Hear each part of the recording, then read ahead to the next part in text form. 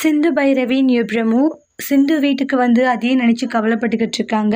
பைரவி இருந்துட்டு, இங்கே பாரு சிந்து, கவலைப்பட வேண்டியது நீ இல்லை, இந்த குடும்பத்தில் இருக்கவங்க தான். ஏன்னா இப்படி ஒருத்தியை நம்ம போலீஸ் ஸ்டேஷன் அனுப்பிட்டோமேனு சொல்லிட்டு ஃபீல் பண்ணணும். நீ எதுக்காக தப்பு பண்ணலாட்டும் கவலைப்பட்டுக்கிட்டு இருக்கன்றாங்க.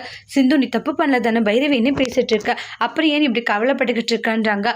அடுத்தவங்களுக்காக கவலைப்பட்டு ஒன்றும் ஆக போகிறதில்ல, சரியா? அதனால தேவையில்லாத விஷயங்களை யோசிக்காத அப்படின்னு சொல்லிக்கிட்டு இருக்காங்க. எல்லாமே சரியாகிடும்னு சொல்லிட்டு சமாதானப்படுத்திட்டு இருக்காங்க. அதுக்கப்புறமா வந்து ரொம்பவே ஃபீல் பண்ணிட்டு இருக்காங்க சிந்து.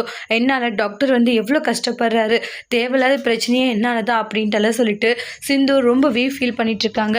இந்த பிரச்சனையை என்னால் முடிஞ்ச அளவுக்கு எப்படியாச்சும் சரி பண்ணி ஆகணும், ஏன்னா என்னால் தான் இவ்வளோ கஷ்டமும் இவ்வளோ அவமானமும் டாக்டருக்குன்றாங்க. என்னால் இவ்வளோ கஷ்டப்படுவார் நான் கொஞ்சம் கூட நினச்சே பார்க்கலன்ட்டு பயங்கரமாக ஃபீல் பண்ணிக்கிட்டு இருக்காங்க சிந்து. அதுக்கப்புறமா பார்த்தீங்கன்னா பைரவி இருந்துட்டு கவலையோடு இருக்கும்போது ஆரம்புக்கு போய் சமாதானப்படுத்துகிறாங்க. அதெல்லாம் ஒன்றும் இல்லை, நீ எல்லாம் எனக்கு சமாதானப்படுத்துறியா, அட்வைஸ் பண்ணிக்கிட்டு இருக்கியா, ஒழுங்காக இங்கேருந்து போ.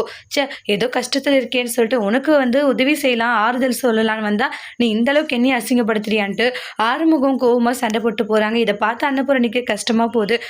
இவங்க இன்னைக்கு மாறிடுவாங்க நாளைக்கு மாறிடுவாங்கன்னு பார்த்தா இவங்க ரெண்டு பேருமே இப்படி அடிச்சுக்கிறாங்களே, என்னைக்கு தான் இவங்க ரெண்டு பேரும் ஒத்துமையாக சந்தோஷமாக வாழ போகிறாங்கன்னு தெரியலையே.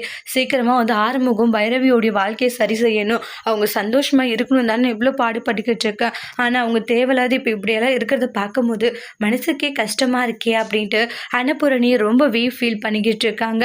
இங்கே பைரவி எல்லா விஷயத்தையும் நினச்சி டென்ஷன் ஆகுறாங்க. கண்டிப்பாக இந்த சிவாவி இந்த குடும்பத்தையும் சும்மா விட மாட்டேன்னு பைரவி கோவப்படுறாங்க. அதோட இந்த பிரேமாவை முடிச்சிருக்காங்க. தேங்க்யூ.